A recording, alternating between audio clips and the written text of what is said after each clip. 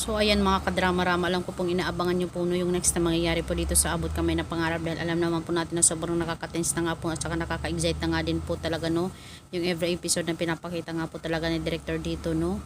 At alam naman po natin mga kadrama-rama, dahil nga po talaga sa nangyari dito kay Zoe, talagang nabangga po siya talaga ng sasakyan dahil nga po sa concern niya talaga kina Annalyn doon, tumatawag siya kaya hindi niya na namalayan na mayroon siyang kaharap na sasakyan na paparating. Talagang yung nangyari, talagang nawalan siya ng malay.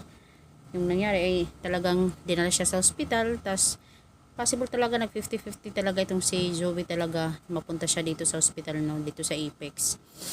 At alam naman po natin mga kadrama-rama na itong si Zoe ay hindi talaga niya kadugo talaga itong si RJ. Kaya malalaman ito na mga kadrama yung twist talaga ni director na malalaman na ni RJ yung katotohanan about talaga sa pagkatao talaga ni Zoe kahit hindi niya sabihin. 'Di ba? Mismo sila talaga yung makakapag discover talaga ng katotohanan talaga about sa pagkatao ni Zoe. Dahil alam naman po natin talaga na itong si Zoe, possible talaga mag 50-50 siya, mangailangan talaga siya ng dugo dahil marami ding dugo yung nawala sa kanya. Syempre, kailangan yun talaga ng mag-i-sponsor or magdodonate ng dugo para malagyan yung katawan niya ng dugo.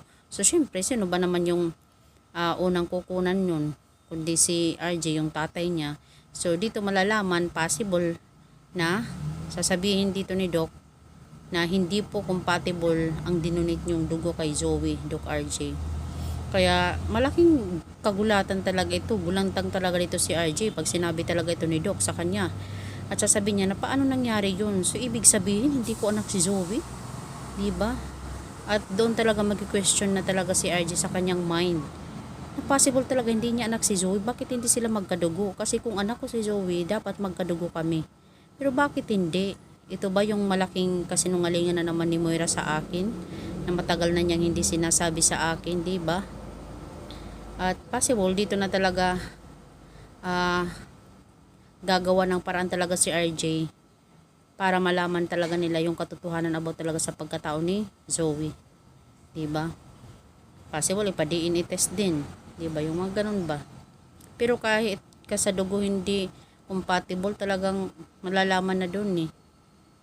Kaya malaking ano na naman ito kay RJ ngayon. Alalahanin bakit nangyari yung ganun. So sasabihin ni RJ, sino yung makakapag-donate ngayon ng dugo dito kay Zoe? Diba doon na possible malaman nila yung katotohanan na si Carlos talaga yung totoong ama ni Zoe. Diba? Wala ka ng choice eh, kundi ibigay talaga yung dugo na yun sa anak mo. Pero alam naman po natin na yung ibang mga hospital din is meron silang mga dugo na nakastock. Pero dito, possible talaga si Doc Carlos talaga yung mag-donate talaga ng dugo dito kay Zoe dahil 50-50 nga ito.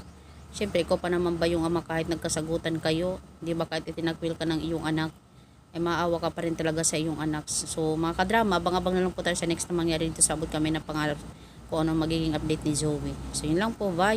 Don't forget to please like, share, subscribe.